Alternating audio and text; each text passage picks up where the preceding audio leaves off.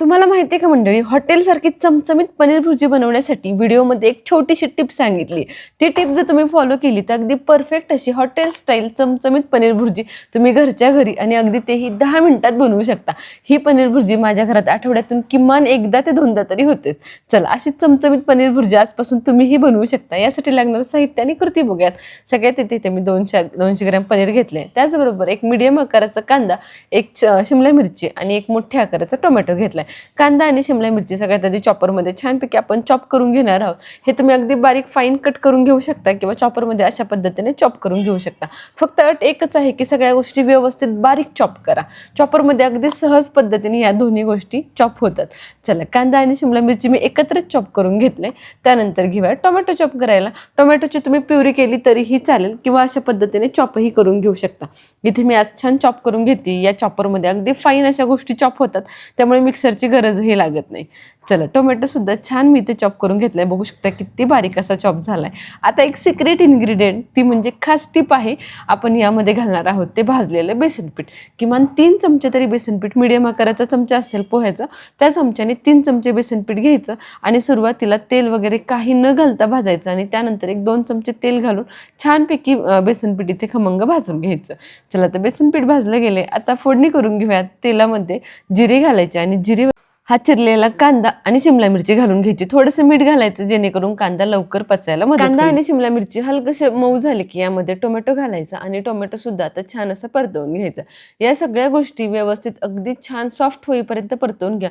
Tomato जोपर्यंत छान गाळ होत नाही तोपर्यंत आपल्याला इथे परतवून घ्यायचं आहे. तुम्ही बघू शकता सगळं साहित्य छान असं इथे परतलं गेले. छान तेल सुटायला लागले. आता यामध्ये पाव चमचा हळद, 1 चमचा धना पावडर आणि 1.5 चमचा लाल तिखट घातले. यामध्ये घरगुती काळं तिखट न घालता फक्त लाल तिखट घालायचं, जेणेकरून तुम्हाला रेस्टॉरंट सारखा तो छान असा फ्लेवर भेटेल. चला, सगळे ड्राय मसाले इथे छान मी परतवून घेतलेत, छान मिक्स करून घेतलेत. आता यामध्ये हे भाजलेलं बेसन पीठ घालून घ्यायचं. भाजलेलं बेसन पीठ आवर्जून मसाले परतत असतानाच घालायचं, म्हणजे मसाल्यांचा सगळा फ्लेवरच्या बेसन पिठामध्ये एकजीव होतो आणि यामुळे बेसन पिठाचा अजिबातही फ्लेवर आपल्या पनीर भुर्जीमध्ये येत नाही. त्यानंतर 3 ते 4 चमचे दही घालून घ्यायचं. दहीसुद्धा मसाल्यामध्ये व्यवस्थित परतवून घ्यायचं आणि आता यामध्ये घालायचं आहे ते थोडंसं पाणी. आता यामध्ये आपण आलं लसूण पेस्टही घालणार आहोत. मी आलं लसूण पेस्ट नंतर घातली, तुम्ही मसाला परतत असताना घातली तरीही चालेल. चला, तर पाणी घालून सगळ्या गोष्टी छान मिक्स करून घ्यायच्या. त्याचबरोबर चवीप्रमाणे मीठ घालायचं. पनीर तुम्ही किती घालताय, हे सगळं साहित्य, मसाला किती, त्या अंदाजाने मीठ घालून घ्या. चला, तर इथे 1 चमचा मी आलं लसूण पेस्टही घालून घेतली. सगळ्या गोष्टी व्यवस्थित मिक्स करून घ्यायच्या आणि सगळ्यात शेवटी कसुरी मेथी घालायची. 1 चमचा कसुरी मेथी आवर्जून घाला. कसुरी मेथीचा छान असा फ्लेवर आपल्या पनीर भुर्जीला भेटतो. चला, तर सगळ्या गोष्टी मिक्स करून झाल्यात. आता यामध्ये सगळ्यात शेवटी घालायचा आहे गरम मसाला. गरम मसालाही मिक्स करून घ्यायचा आणि त्यानंतर पाणी घालून एक हलकीशी पातळ कन्सिस्टन्सी आपण याची करून घेणार आहोत. ही पनीर भुर्जी तुम्हाला किती लफलफीत हवी आहे, किती त्याची कन्सिस्टन्सी पातळ हवी, त्यानुसार तुम्ही पाणी यामध्ये घालू शकता. आता पनीर भुर्जी खूप जास्त घट्टही चांगली लागत नाही आणि पाण्याची जास्त जर क्वांटिटी झाली तर तीही कन्सिस्टन्सी योग्य होत नाही. त्यामुळे या स्टेजला 1 कप पाणी घालून छान अशी उकळी आणायची आणि यामध्ये हे पनीर किसून घालायचं. 1 कप पाणी अगदी परफेक्ट अशा कन्सिस्टन्सीसाठी आपल्या योग्य आहे. चला, तर पनीर घातल्यानंतर व्यवस्थित सगळ्या गोष्टी छान मिक्स करून घ्यायच्या. पनीर व्यवस्थित असं छोट्या खिसणीने किसून घ्या, म्हणजे तो दाणेदारपणा छान असा येतो. मिक्स करून झाल्यानंतर झाकण ठेवायचं आणि एक छानशी 2 ते 3 मिनटं फक्त वाफ काढायची. 2 ते 3 मिनिटांमध्ये पनीर छान या मसाल्यामध्ये एकजीव होतं आणि यामुळे सगळ्या मसाल्यांचा सुंदर असा फ्लेवर पनीरमध्ये एकजीव होतो. चला, अतिशय चमचमीत अशी आपली पनीर भुर्जी तयार झाली. बघूनच तोंडाला पाणी सुटेल अशी ही पनीर भुर्जी दिसते ना. चला, या चमचमीत अशा पनीर भुर्जी बरोबर एक छान असा पदार्थ सर्व्ह करूयात, तो म्हणजे आपला मसाला पाव.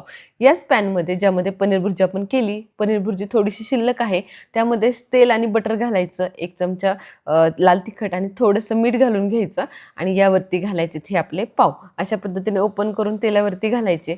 परत पलटी करून दोन्ही बाजूनी छान पाव खमंग असं भाजून घ्यायचा. पनीर भुर्जीच्याच पॅनमध्ये केल्यामुळे भुर्जीचा छान असा फ्लेवर आपल्या पावला भेटतो आणि हा मसालेदार अतिशय चटपटीत असा हा पाव पनीर भुर्जी बरोबर अतिशय भन्नाट असा लागतो. तुम्ही ही पनीर भुर्जी रोटी किंवा चपाती याबरोबर तर खाऊच शकता, परंतु कधी या मसाला पावबरोबर खाल्ली नसेल ना, तर आवर्जून खाऊन बघा. या पनीर भुर्जीची टेस्ट कितीतरी पटीने छान येते. अगदी तुम्हाला गाड्यावरती पनीर भुर्जी आणि पाव खाल्ल्याचा फील येईल या पद्धतीने केलं तर. अतिशय सुंदर अशी पनीर भुर्जी आणि पाव इथे तयार झालाय. तुम्ही सुद्धा या पद्धतीने ही भुर्जी नक्की ट्राय करून बघा. व्हिडिओमध्ये सांगितलेली ही छोटी टिप तुम्हाला कशी वाटली हेही मला कमेंटमध्ये सांगायला अजिबातही विसरू नका. आणि आणखीन कोणत्या रेसिपी तुम्हाला माझ्याकडून बघायला आवडतील हेही तुम्ही कमेंटमध्ये सांगू शकता. चला, रेसिपी आवडली असेल तर व्हिडिओला लगेच एक लाईक करा, बनवायचं असेल तर सेव्ह करा, कोणाकडून बनवून घ्यायचं असेल तर शेअर करा.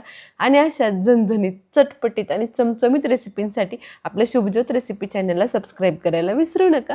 तसेच इंस्टाग्राम आणि फेसबुकवरही आपल्या चॅनलला फॉलो करू शकता. भेटूया पुन्हा एकदा अशा झणझणीत, चटपटीत आणि चमचमीत रेसिपीसोबत. धन्यवाद.